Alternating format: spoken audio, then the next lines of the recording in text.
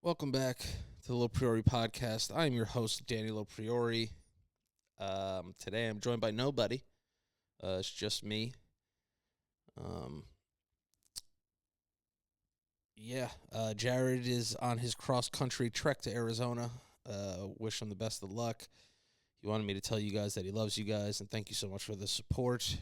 Michael's at home. Michael was down to do the show, but if you guys follow me on Instagram, you guys probably have heard or seen. And then for those who haven't, a very, very dear friend of mine passed away on Friday. And we usually film on Sunday or Monday. And just to be quite honest with you, I didn't feel like doing it. Um, it wasn't something that I saw as something that I was capable to do. I'm recording this on Tuesday, and to all the fans who wait for it to come out at 7 a.m. on Tuesday, I hope you can find it in your heart to forgive me this week. It was just something that I couldn't really wrap my head around. Excuse me, getting done and being in that type of mood. Um, but yeah, so to let you guys know, like I said, a dear friend of mine took his own life on Friday, and it's it's it's a really tough thing to go through. Um, Living so much on the internet, being so transparent with my struggles. This is something that him and I used to talk about all the time about stuff we're going through, how we can get through stuff, and try to get through the day and checking in on each other and making sure we're all right. And, you know, it's it's one of those things where um, I texted him on Tuesday to see if he was going to come to my show in Brooklyn, which we'll talk about. Um, on Tuesday, I didn't hear back from him. And then on Wednesday, I texted him, just be like, yo, just let me know you're good. I did the show on Thursday, and I found out Friday. And it's been a rough couple days for me. It's been something that, honestly, the way it's going, I don't know if I'll ever get over it, to be honest with you.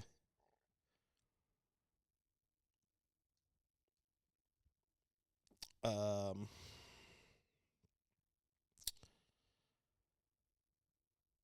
Sadly, this has become too prominent of an issue uh, in our society. And as you guys know, I have a mental health podcast called Off the Cuff that we talk to a lot of people about this specific topic. And it's I don't know if it's a selfish thing, and maybe I am being selfish, but I just feel that I wish you would have called me. Um, you wish you could have done more. You wish you could have tried more. Um, this is kind of the thoughts that have been going through my mind the last few days. So, you know, my mind has been everywhere else except for the podcast, and I hope and apologize to the listeners that expect for this to come out at 7 a.m. on Tuesday. It's going to come out a little later on Tuesday. Um, and I apologize that this isn't your typical LoPriore podcast. But, it's one of those things where I felt like I had to come on here to, one, to tell everybody that I'm doing okay. That's the most important thing. I want people to know out there and all you guys to know that I'm doing okay. My wife and I have had a rough couple of days. My friend, he loved me, he loved my wife. Um, he was just the best, man. Everything about him, it's like he cared. He loved. If he loved you, he loved the shit out of you. Like he was one of those guys. He loved hard. He was the last of of the real good ones still walking around on a day-to-day basis. He was a great guy, man. He's a great guy. He'd always check on me, text me after shows, come to all my shows. Um, he was a big fan of me, and I was a big fan of him. Uh, and I guess that's just where it hurts the most, right? Losing somebody you love, man. It's never easy. And then losing somebody you love so young, uh, that takes their own life is something that, I'll never truly understand. I know in my life that I've been to that place mentally, as many of you I'm sure have as well, sadly. And like I said before, this is just like too prominent of a thing in our society. Um, but what helps me anchor down is that I want to just be there for his family, at his wake and his funeral, and be there for his family after that. So, you know, I find strength in being a rock for other people at times. And don't get me wrong, I've taken my time to be upset about this, and it'll be something that will make me sad forever, you know?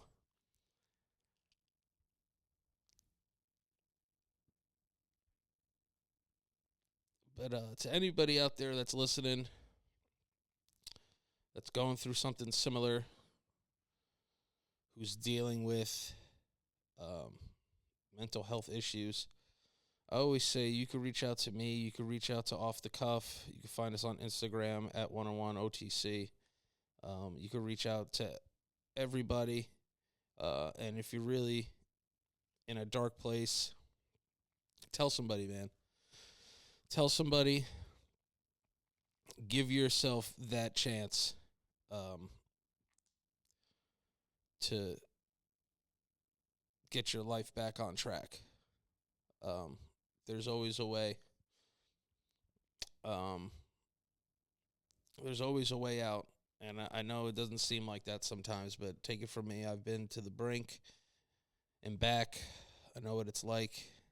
I know what it's like to suffer from friends. And sadly, this isn't the first friend of mine who has done this. This is the closest friend that's ever done this, but it's not the first. I've lost multiple friends to drug overdoses, um, suicide, and a part of you gets numb a little bit after the third or fourth one. But this one was the closest to home, and I considered him a dear, dear friend, one of my best friends, and I love him so much. And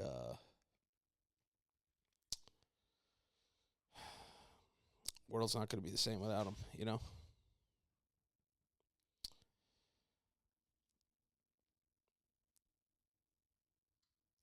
But I'm good. I'm not good, but that's okay. That's what I mean to say. Um, I'm happy that I got to spend as much time as I did with him. I wish I got to spend more. I'm happy that I got to be his friend for a while, long time. I'm sad I'm not going to be able to be his friend for longer. Um, I'm happy I've got to meet members of his family. I'm sad that I'm going to have to meet more members of his family because of this.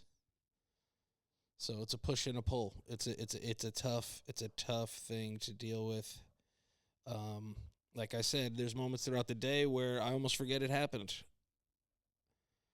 And then, I'll see the Yankees are at spring training. He was a big Yankees fan, Knicks fan, Giants fan, and stuff. We would go to games all the time, talk about life, using the game as a reason to just be friends and hang out. And he knows I'm not a big partier. He's a huge Rangers fan too. Used to go to those games as well. But as you guys know, I'm not a huge partier. I'm kind of introvert. He was the same. And I think we found solace in that together as being introverted guys that wanted to be more extroverted. Um, and like I said, we found solace in that, and we found a certain uh, level of comfort together that was a lot of fun to be around. You know, we liked a lot of the most same things. We liked a lot of the same, comedians and stuff like that. And we were just very similar and very different in a lot of ways. And it was a great chemistry that we had, and that's something that I'm gonna miss dearly for a long time. And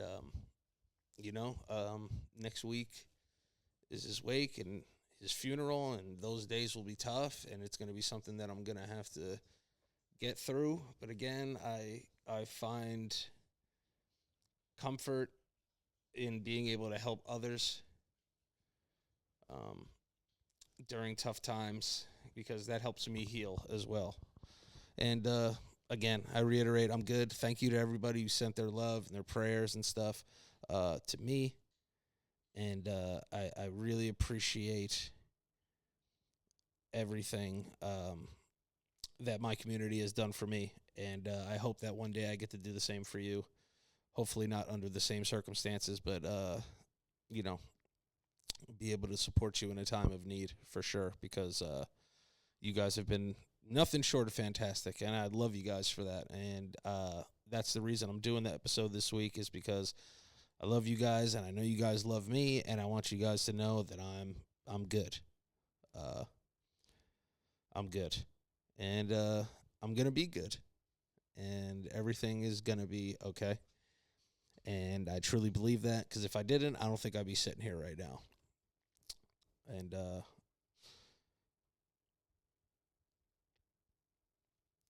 to Bobby, wherever you are, brother,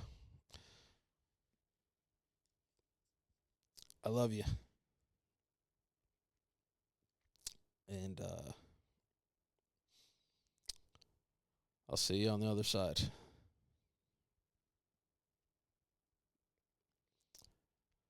Yeah. Um. So, on a lighter note, had a show in Brooklyn this past week on Thursday. It was my first musical show, and when I tell you that I think this was the most nervous I ever was for a show. Not because I didn't think I had the juice. It's just something. It was like a music venue, so people were there expecting music. Like there were some jokes in there, but very little. I wanted to give people the most bang for their buck. We did a lot of music. It was so amazing. Everyone that came out there on a Thursday that had work the next day, it felt like a Saturday in there. Everybody was so fucking awesome. I saw friends that I haven't seen in a long time from home, which was great. Um, I saw Joe, which is always fantastic. Love seeing Joe. Love seeing Greg. Love seeing Schmetty, Habibi. Love seeing all those guys. It's one of those things where the shows are a celebration of all the things we've accomplished in our lives. So it was nice to share it with so many amazing people. My cousins came. My brothers came. My mom came. Um, and so, when I opened up the show, so I'll tell you guys, like, the songs that I did that were the bangers. Like, I did No Power in the Hamptons. People love that. I did, obviously, Let Me Suck Your Titties, which was a lot of fun. I don't want to give away too much of the show, because it's a fun show. It was a lot more fun once I got it going in my mind, and I was like, I'm here, I have to do it, stop being nervous, and let's get after it. I'm nervous before every show, but there was something different here, because I feel like people have been expecting this for a long time, if that makes any sense. Um, and it became clear to me, like a quarter of the way through, that I might have something here. I might have something special that I can tour this country with, and be able to bring this to a bunch of people who have just known me through their phones for years, right? So, like, over 10 years. So, yeah, man, I'm just so excited to get out on tour. The tour starts March 12th in Austin, Texas. Um, and I'm on the road for 3 months and hitting a whole bunch of places from the east to west coast. I'll put the ticket links below. I'm in everywhere, man. I'm in Austin, Dallas, Houston, Cleveland, Portland, Oregon, Seattle, Washington, uh, Kansas City, Missouri, St. Louis, Missouri, Tampa, Florida. So many. There's so many. All the dates will be listed. I'll put them below. Um, North Carolina is another one. I'm in Durham, North Carolina, Atlanta, Georgia. Big tour, man. Big tour. Like 20 shows. So it's going to be a lot of fun. And, I can't wait to see you guys out there, whether it be one person in the crowd or 300 or 400. It's going to feel the same. You're going to get the same show. So, again, I can't wait to do that. It's my first tour, really. So it's really, really exciting. And it's going to be one of the greatest experiences of my life, except for, marrying my lovely wife, of course. I got to be careful. Fellas out there, nothing's more exciting than getting married to your wife. And then their close second is going to be this tour. Yeah, I didn't really care how the backdrop looked today or like how I looked, to be honest with you. I really didn't give a shit. So I hope you guys can forgive me for that too. Yeah, but I'm here doing my thing, getting ready to get on the road, and I can't wait. Back to the Brooklyn show. So in my mind, I was like, all right, if Michael comes, I'm not going to pressure him to get on stage, But what I did is listen, I had this fucking Spanish reggaeton beat on here, and I'm going to throw it on, and I'm just going to see how he's feeling and call him on stage. If he wants to come up, he wants to come up.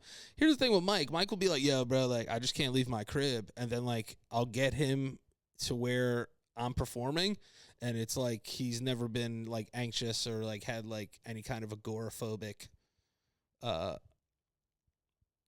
parts of his life. So I put the beat on, and everyone was like, oh, shit. Yo, the fake Spanish and shit. I was like, hell yeah.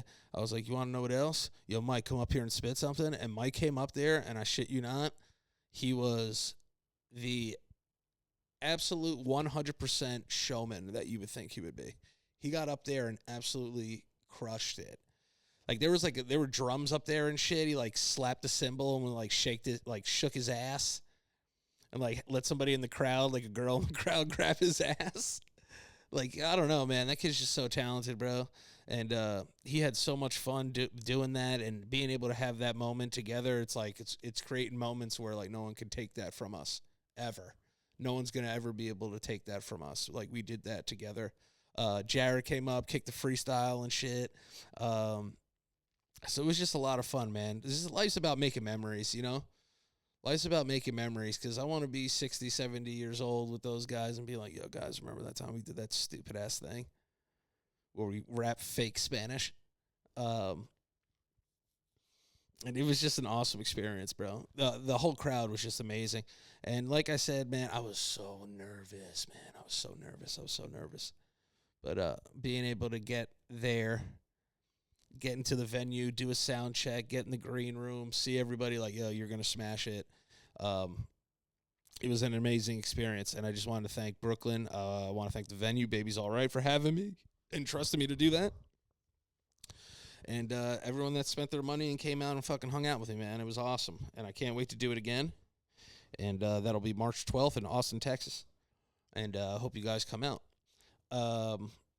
Yeah, man, but just to catch everybody up on the week, we talked about it in the beginning. Just been dealing with some stuff, and I really just want to get the message across that if you guys are struggling, man, please reach out to somebody. Reach out to me. Reach out to somebody close to you, family. We'll do the best that we can to help you, and I mean that from the bottom of my heart. I've done that many times for people, and people have done that for me many times. So this is something that I take very seriously. I love everybody out there, especially my mental health warriors, yo. That's my squad. You guys are the best. And, let's just talk it out, man. Let's just talk it out before we make any decisions. And I love you guys. I really do. I really do. I mean, it's just a blessing to wake up and do what you love for a living, and you guys have allowed for me to do that, and it's something that I will never take for granted. Um, it's sad that horrible things have to happen to make you put things into perspective, though, and that's something that I'm trying to get away from, and being able to do that without having to have something catastrophic happen in life for me to appreciate the things that I have.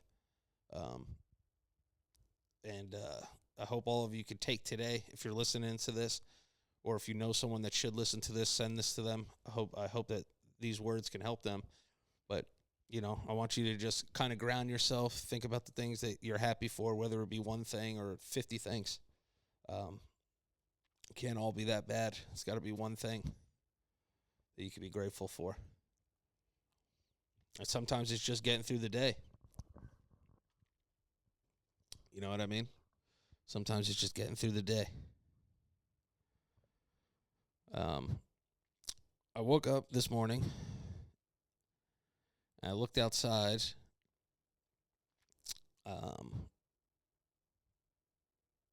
there was a small Hispanic man out there. And let me just reiterate.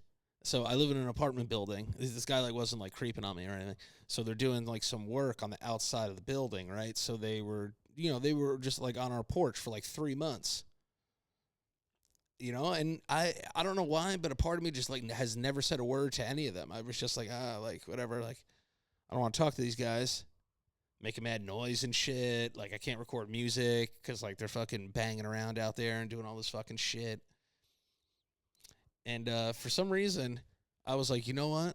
Since I'm taking everything into perspective, it's another day. Let's seize it. Carpe diem. Let's get up, seize the day. I open the door. I say hello to him. This is the first time. This guy's been working on my terrace for 2 months. This guy's seen me through glass. He's probably seen me naked. I'm sure he has. But 2 months, we've been just separated by glass. This guy's literally lived in my fucking house. This little fucking Hispanic or Filipino man. I couldn't figure it out. Was just living with me and my wife and my dogs. He was just always there. And I'm not comparing, Hispanic men to squirrels, but there's a squirrel that always comes to your house, and I feel like a bunch of dads have that weird animal that they care for. This was our little Hispanic squirrel, you know what I'm saying?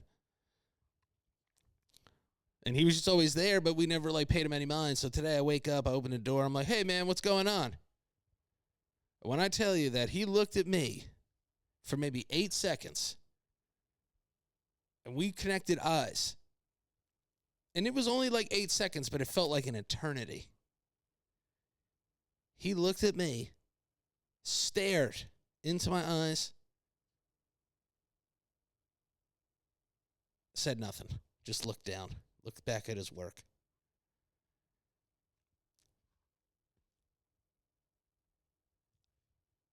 And me, so embarrassed, I slid the door so slow. And I said, I can't believe that after 2 months of trying to muster up the goddamn audacity, I guess, to him, but to me it was strength to say hello to this little man. He didn't even say hello to me. But I'm happy I did it because it made me feel better about myself. And that's all that matters, is how you think about yourself. Do I feel a little sad that little Hispanic Filipino man didn't say hello back to me? Yeah, I do. Am I going to take it personally? Probably. Am I going to think about it before I go to bed tonight? You betcha. Am I going to tell my wife that it happened? Yep. Do I need more hobbies than saying hi to strange Filipino men? Probably. Do I need to, not put too many eggs in the baskets of others? Yeah, sure.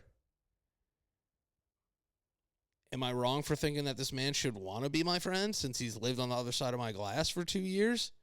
2 months? Felt like 2 years? Yeah, but maybe that's asking a lot. And I know you guys are going to be like, hey, maybe there's a language barrier. I get that. But human interaction, this is universal. First of all, I waved at this guy like a special ed student. I was just like, hey. And he didn't say anything, man. He just stared into my soul, which makes me think that he's seen me naked. And he didn't know what to do. That's another thing. Maybe he saw my dong and thought, hey, this is awkward for me. I've seen your penis, but I don't know how to say that in English. You see how one circumstance can set off these trains of thought in your mind that you just keep circling the wagons and coming back to? I had a vision that he went down the side of the building, went down to his truck with the other guys that he's been working with, and he just laughed and giggled and made fun of me. That's another thought that I had. He was like, oh, man, the guy with the small penis, he came out and said hello to me. I said nothing. I said nothing to him. That's what goes on in my head. That now they're all laughing at me. Stinking thinking. You know? Been having some troubles with my doorman. My doorman's cool. I don't mind him, but he's too nice. You know? He's just too nice. It's almost like condescending, but there's also a language barrier there. I'm sure he's the nicest guy in the world. But the way he says, like, ha, ha, ha, ha, okay. I'm like, did you mean that, or are you talking shit? You know, it's one of those things, and listen, these are first world props, but sometimes I feel like I don't have to say hello to everybody all the time, but I get so anxious and nervous that if I don't say hello, I think these people hate me. That might be an outlandish statement, but I don't know. It's just something that's wired in me. You know, they always say, don't worry what other people think about you. I worry about it. I worry about it. I worry about it a lot. Oh, and if people are wondering, I'm wearing Bombas socks that my in-laws got me for Valentine's Day, which is really nice. I've never gotten a gift from in-laws in my life on Valentine's Day, so they kind of set the bar kind of high because I love socks. And these pants are by Skims. They're a 2X in women's. So I want to thank all the big bitches out there and Kim Kardashian for making pants for them because they fit me. So yeah, I got them for $30 at a place called Cheap Maggie's in Hoboken, New Jersey.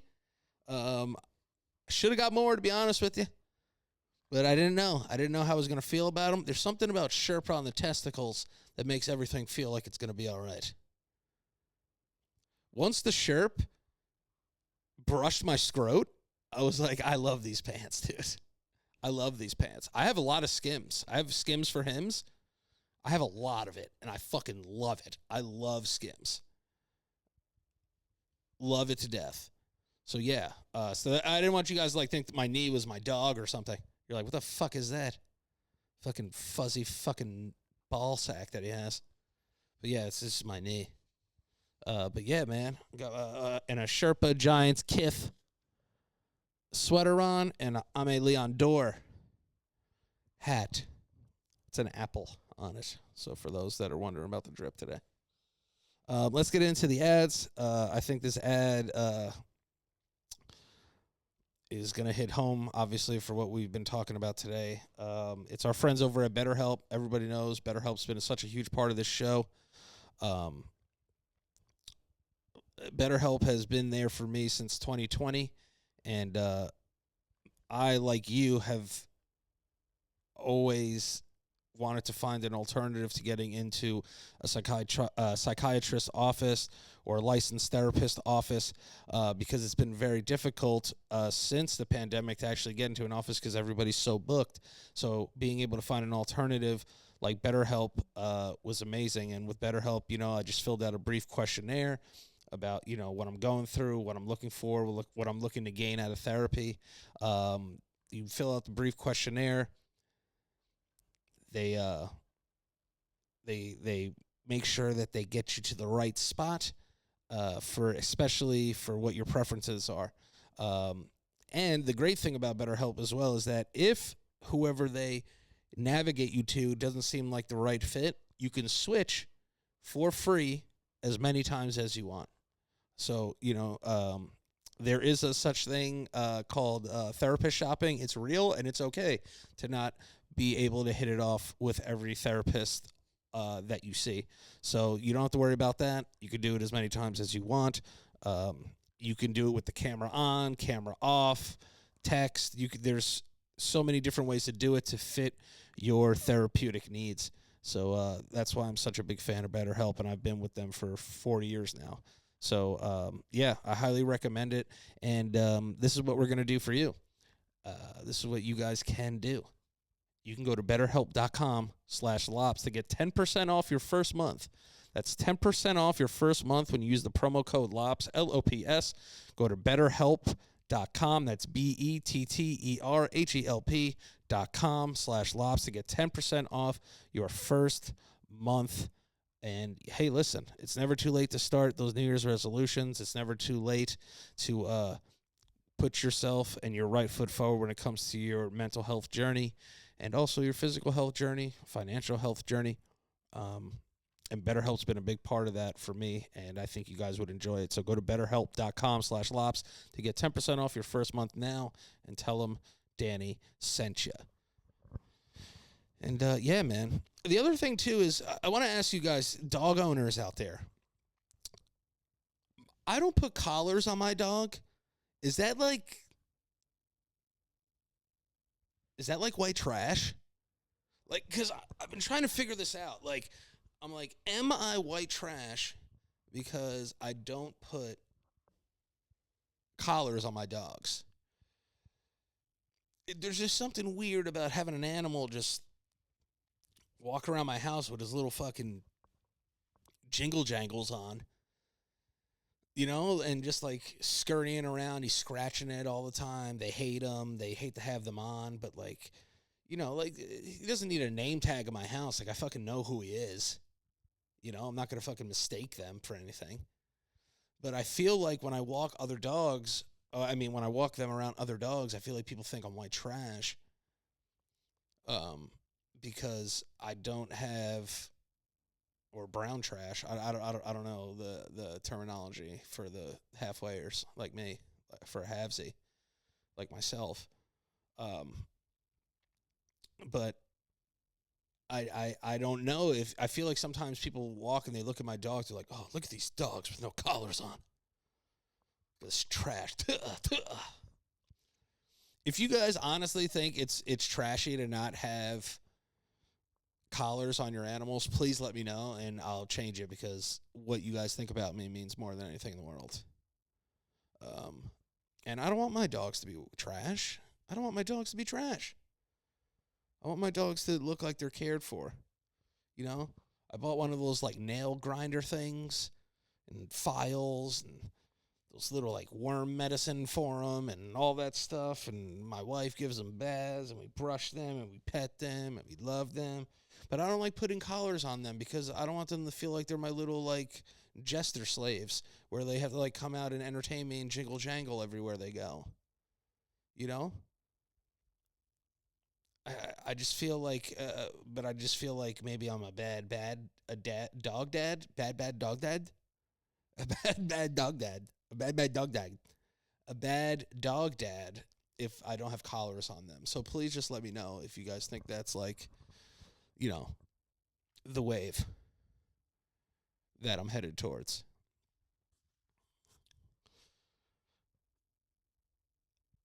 I know I've had stances on cats before in my life about how I don't want them, but my one little dog, my smaller dog, he's not little, he's like 50 pounds, but Silvio is a godsend, dude.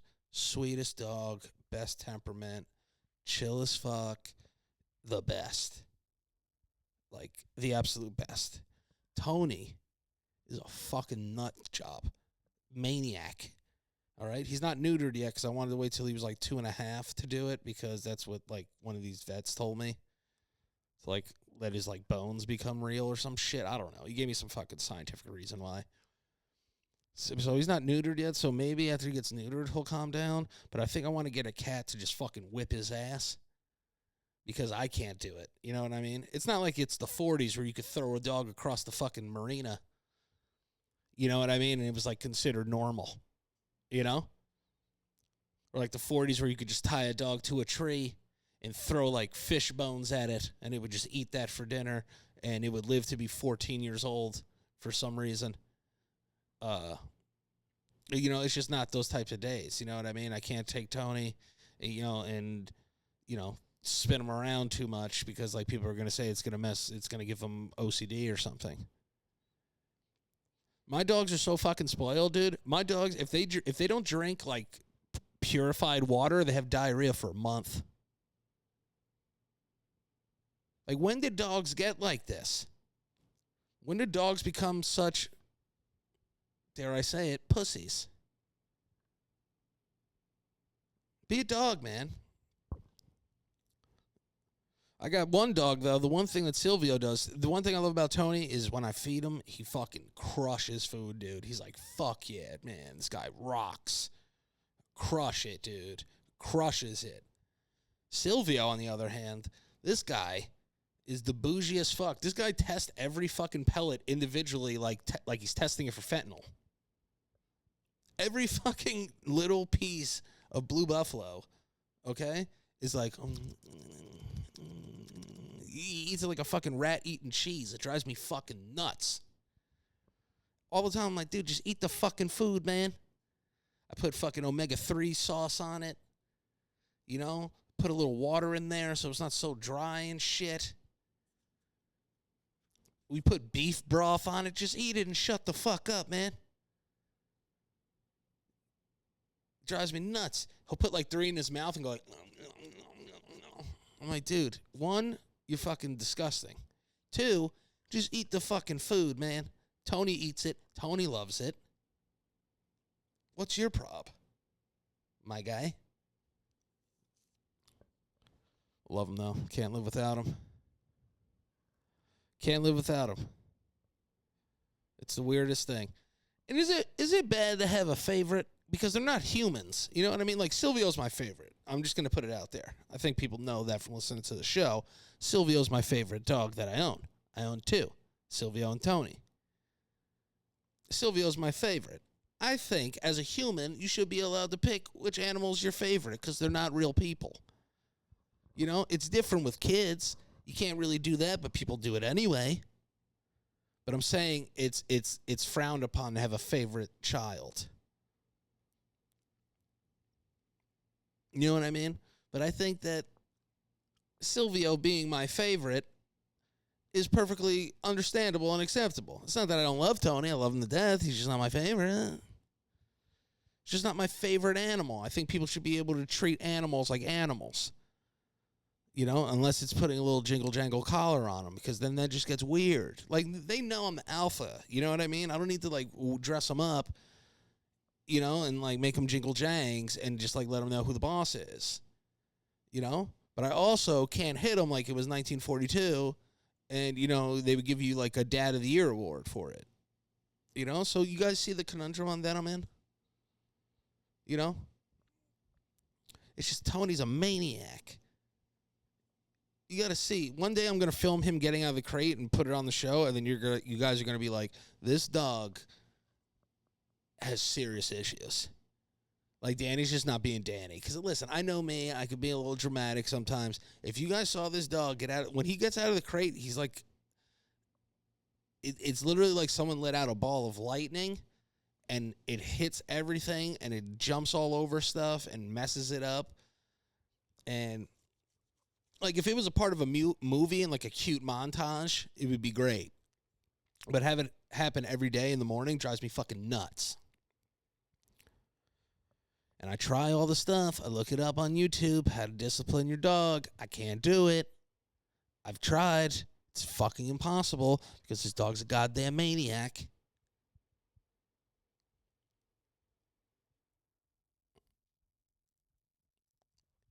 If I were to post, I would post this picture, but I know my wife would fucking kill me, so I'm not going to do it.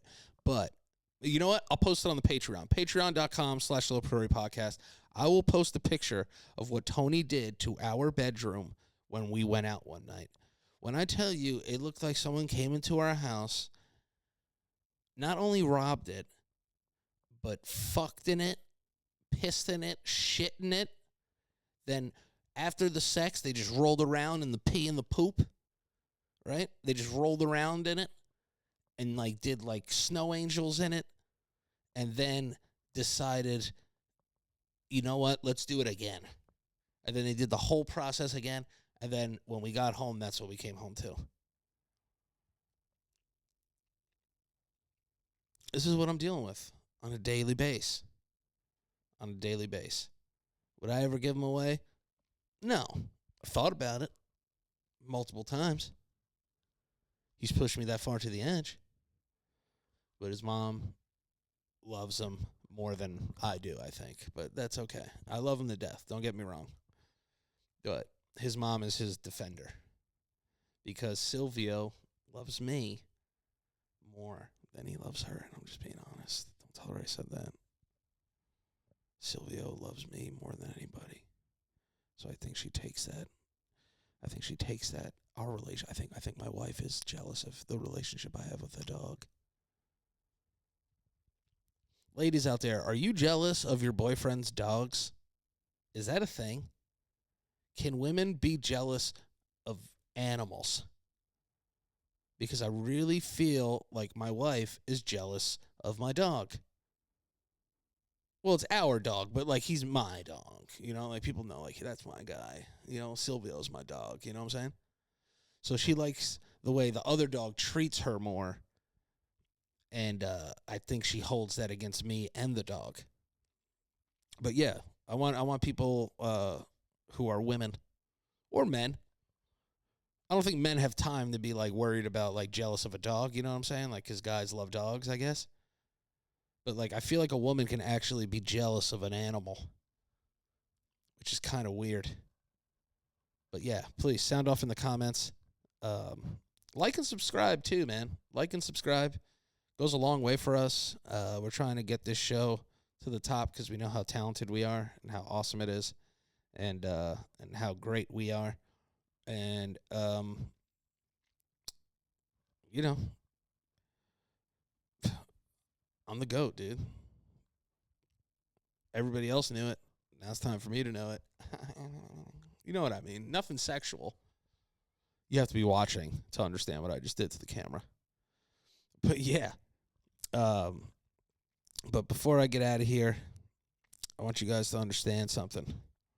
Without you, there is no me. There is no LoPriore podcast. Without all of your love and support, there would be nothing going on. You guys have welcomed me into your living rooms, bedrooms, cars, televisions, phones, come to my shows, fucking introduce me to your significant others, your family members, strangers, all this type of stuff for years. And I just want you guys to all know from the bottom of my heart how thankful I am to have every single one of you in my life on a weekly basis, having the opportunity to do what I love for a living because you guys love me so much and I love you guys back. And I don't want you guys to ever forget that. And you guys have been such an amazing part of my life, and we're just getting started. And that's the best thing about this is that we're just getting started, and we're getting ready to have some real grown-up fun with this. And I feel great. I'm happy being able to do this today. Made me feel a lot better. So I thank you to everyone that listens to this episode today or tonight or whenever you listen to it, whether it's one person or 1,000 people or whatever. And I hope that I was able to help you guys a little bit today, the way you guys helped me. And I love you guys. If you're struggling, please, like I said, any anything going on with your mental health, please reach out to somebody, and we'll see if we can get this worked out. I love you. Stay safe. And take care of yourselves. This has been the LoPriore podcast. My name is Danny LoPriore. You can follow me at Danny LoPriore everywhere on the internet. You can follow the show on Instagram at the LoPriore podcast. And if you want tickets to any of my shows, they'll be in the link below. Under Danny sees Danny Live, it'll be under there. The link to the sponsor, BetterHelp, will be in the bio. And I will see you guys next week. And I will see you guys on the road. And I will see you guys on the internet. And I hope when I see you, it's an amazing experience, because you guys have provided one for me, and I want to provide one for you. So I love you guys. Take care of yourselves. Peace.